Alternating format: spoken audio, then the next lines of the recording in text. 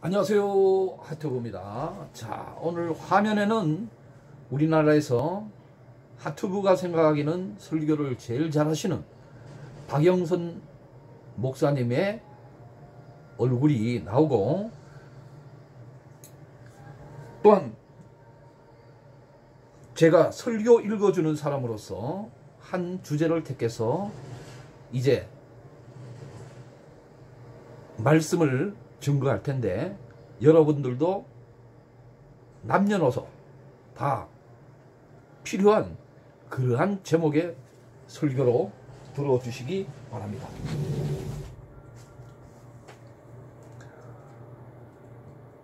결혼을 어떻게 하면 잘할까? 결혼을 어떻게 하면 잘할까? 배우자 선택법에 대해서 시편 37편 3에서 5절입니다. 설교 읽어주는 사람 하튜브 시작하겠습니다. 크리스찬 생활에 있어서 가장 중요한 문제는 남편 또는 아내를 선택하는 문제이다.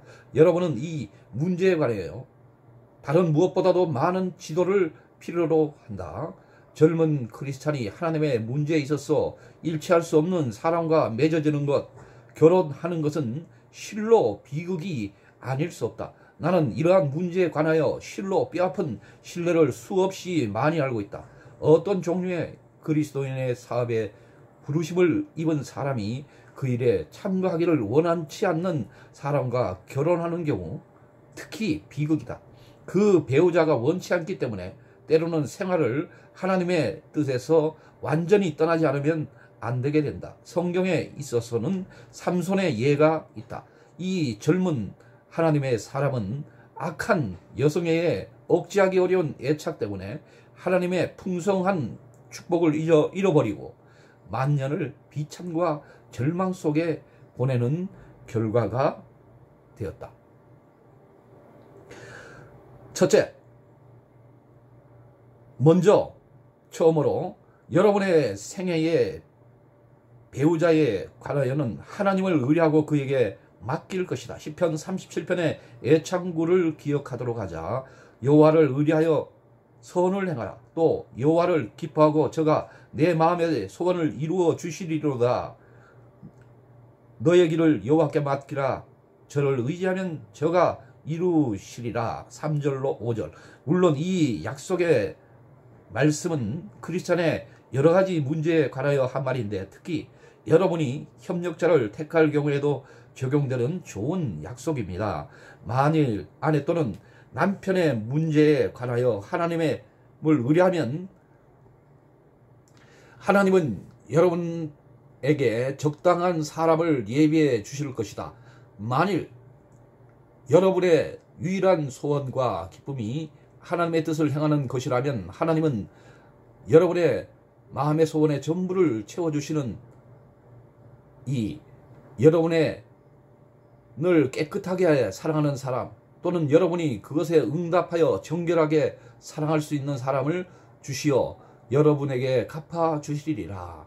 만약 여러분이 이 문제에 관하여 그 길을 주께 맡기고 주께 의뢰한다면 주께서 소원을 이루어 주시리로다 라는 것입니다. 천성 그들의 애정이라든가 정열 때문에 기도도 하지 않고 하나님의 인도하심도 구하는 일 없이 성급하게 자기에게 프로포즈하는 사람, 혹은 자기 마음에 든 사람과 결혼하여 버리는 일이 있어서는 안 된다. 결혼은 일생의 문제이며 죽음에 의해 하나님께서 해소해 주시기까지는 결코 풀리지 않는 것이다.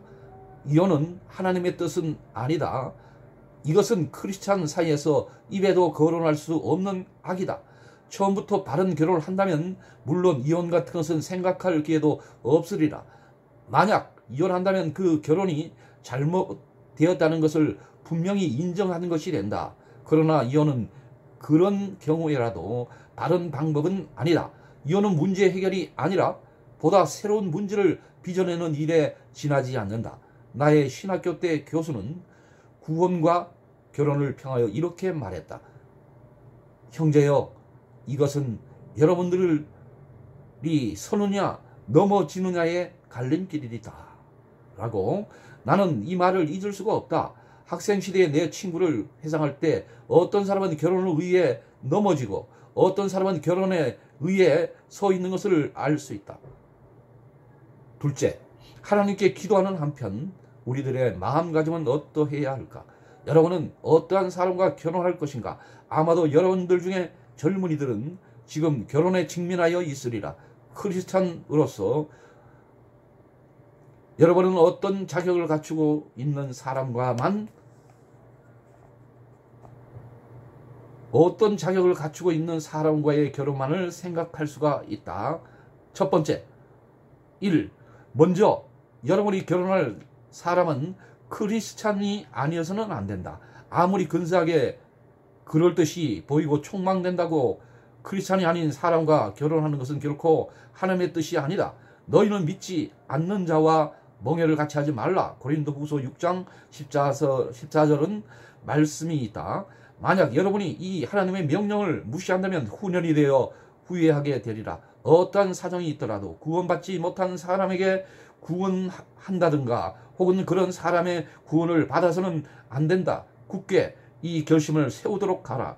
그리스도에게 먼저 맺어져 있지 아니하면 결코 결혼하지 않는다는 것을 여러분은 늘 사랑하고 있는 것으로 생각되는 사람에게 분명히 해두기 바란다. 그러나 여기에 경계할 필요가 있다. 그것이란 그 사람에게 당신과 결혼케 하기 위해 거짓된 신앙 고백을 하게 하는 일이 있어서는 안 된다는 것이다. 여러분은 그가 진정으로 그리스도를 알게 되었는가 아닌가를 정직하게 분별할 수가 있을 것이다. 참된 크리스찬에게도 필연적인 증거가 그 사람의 생활 가운데 나타나오는 것이다. 결혼 전에 기도를 함께 할 수 없는 그런 사람과는 결코 결혼해서는 안 된다. 이 규칙에 따른다면 후회되는 일은 절대로 없으리라. 다음으로 여러분이 결혼하는 사람은 여러분과의 같은 인생길을 걷도록 인도되어 있는 사람이 아니어서는 안 된다. 상대가 아무리 크리스찬일지라도 동일한 길을 택하여 걷지 않으려는 사람과 결혼하면 그것은 비극인 것이다. 만약 목사가 되도록 부르심을 입은 남자가 설교자의 아내가 되기를 바라지 않는 여자와 결혼하면 그는 고경에 서게 된다. 만약 선교사로서 부르심을 입은 여자가 실업가 지망의 남자와 결혼하면 그녀는 슬픈 생애를 보내게 되는 것이다. 하나님께서 만약 여러분을 어떤 종류의 사업에 혹은 어떤 명확한 봉쇄 일대에 부르심을 입었다면 다른 장소에서 다른 일을 하도록 부르심을 입은 사람과는 결혼하는 일은 절대로 있을 수 없는 일이다. 하나님은 결코 무질서의 하나님은 아니시다. 셋째로 일상적인 일에 있어서 생각이 같지 않으면 안 된다. 기호, 좋아하고 나빠하는 것이 여러분과 정반대인 사람과 결혼해서는 안 된다. 여러 가지 일에 있어서 여러분과 공통인 사람과 결혼하지 않으면 안 된다. 이런 특별히 영적인 문제에 있어서도 해당된다. 결혼 후 어떤 교회에 속하느냐에 대해서도 생각해 둘 필요가 있다. 크리스찬이 다른 교파의 사람과 결혼하는 것이 나쁜 일은 아니라도 어느 교회에 속하느냐는 결혼 전에 생각해 두어야 할 것이다. 이 점에 관해서도 같은 생각이 필요하다. 그렇지 않으면 가정이 나뉘고 어린 이들이 고통을 받게 되리라. 크리스찬이 다른 교파의 사람과 결혼하는 경우 아내 편이 자기 교파를 희생하며 남편이 속하고 있는 교파에 참가하는 것이 보통이다. 그러나 남편이 근대주의적인 교회 또는 영적이 아닌 교회에 속하여 있다면 그 두 사람은 아내가 속하여 있는 교회에 속하느냐 혹은 필요하다면 다른 교회에 속하느냐를 미리 정해 놓아야 할 것이다. 지상의 전생애가 맺어지기 이전에 어떤 정도까지 좋아하는 것이라든가 나빠하는 것이라든가 취미의 공통점이 있는지 어떤지를 적당히 확인해 두도록 하라. 정당한 결혼은 바른 구원의 결과이다. 구원이 예의 바르게 깊음 높이 행해지고 약혼이 기도 깊은 중에 행하여진다면 그릇된 결혼을 초래하는 일은 없으리라. 구원시의 두 편이 경신과 경건을 표시한다면 뒤에 파탄의 위험은 적으리라. 청년 두 사람이 도덕적으로도 품격 높이 사귀면서 그리고 미래의 생활에 관해서 서로 기도하고 하나님의 뜻을 구한다면 하나님은 두 사람이 결혼해야 할지 아니해야 할지 알려주시리라. 젊은 부인들에게 말하고 싶다. 만약 상대방의 청년이 구원시에 여러분에게 참된 경건과 도덕성을 보이지 않는다면 결혼 후는 더욱 그리하리라. 세상 사람이 생각하고 있는 애모라든가 크리스찬에게도는 문제가 아니다. 정당한 키스라든가 포옹 등도 혼약시까지는 삼갈 것이다. 자존심이 있는 크리스찬이라면 여성들에게 추잡한 행동은 하지 않으리라. 젊은 여성들은 남자의 유혹이나 밥이 될 복장이나 자세를 보이지 않도록 주의하라. 오늘날 크리스찬인 여성들의 복장까지도 남자들이 욕정을 제어할 힘을 잃게 할 정도여서 그 결과로서 성범죄가 증가하고 있는 것은 이상한 일도 아니라 크리스찬 청년이 모르는 여자에 대하여 하물며 창녀에 대하여 성행위를 할 만큼의 유혹을 세차게 받은 일은 없으리라. 그러나 자기가 사랑하고 구원하고 있는 여자에 대하여 음행에 빠지는 환경에 놓일 수 있는 일은 얼마든지 있는 것이다. 구원길은 인생에 있어서 중요한 시기다. 그러므로 행동에 주의하고 삼가서 몸을 지키라. 구원하고 있는 크리스찬에게 있어서의 좋은 룰은 만나면 언제나 기도하는 일이다. 이것은 다른 무엇보다 훌륭하게 감정적으로 도덕적으로 여러분들을 견실하게 하리라. 결혼 전의 성행위는 어떤 사정이 있대도 죄이다. 성경은 일관하게 하여 이것을 음행이라고 말하고 있다. 이러한 행위에 빠지는 것은 하나님의 말씀을 위반하는 것일 뿐만 아니라 결혼 후 부부간에 있어야 할 애정과 존경을 잃게 한다. 남자가 한번 순결을 범한 여자를 결혼의 재단에 데리고 가는 경우 그러한 일을 하지 않는 경우와 한 가지로 생각할 수 있겠는가? 여자가 이미 결혼 관계를 가진 남자와 결혼의 재단 앞에 나갈 경우 그렇지 않은 경우와 같이 감격을 가질 수 있겠는가? 결혼의 참된 감격과 깊은 기쁨은 손상되고 깨어져 버리고 만다. 그렇지 않은 경우와 결코 같을 수는 없는 것이다. 이 지상에 있어서 같은 생각과 같은 소명을 받은 두 사람의 청년 크리스찬이 서로 깨끗하고 완전하게 결혼하기 위해 결혼식의 밤을 맞는 것만큼 감미롭고 깨끗한 것은 없는 것이다.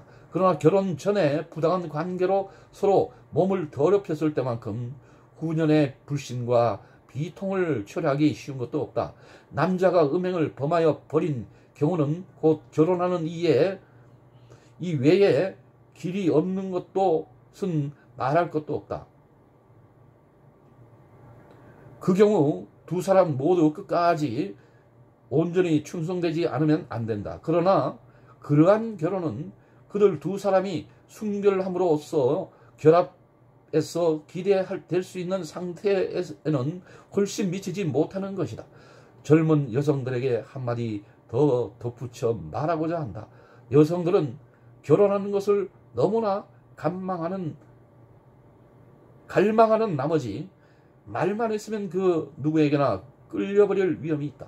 나는 진실한 젊은 크리스찬의 여성에 대하여 수년 전 어떤 독신인 사람에게서 들은 말을 인용하고자 한다. 그녀는 이렇게 말했다. 나는 올드미스 노처녀가 되기를 바라는 것보다 오히려 그 편이기를 바래요. 이 말에는 유머도 담겨 있지만 깊은 지혜가 포함되어 있기도 하다. 전자는 결혼한 여성이 불행해져 차라리 올드미스라도 되었으면 하는 불가능한 일을 바라는 것에 비해 후자는 오히려 독신 그대로 있는 것이 훨씬 좋다는 뜻이다. 하나님께서 여러분에게 남편을 주시는 것이라고는 믿지 않는다면 결혼 후도 하나님께서 그 남편과 바른 관계에서 생활할 수 있도록 도와주신다는 것을 믿을 수가 없는 것이다. 만약 하나님께서 여러분에게 남편 가지기를 원하신다면 여러분은 내 남편을 주시리라. 만약 여러분이 주위에 혼자서 지내야 하는 것이 뜻이라면 하나님의 뜻에 반하여 결혼하는 것은 비극이 되리라.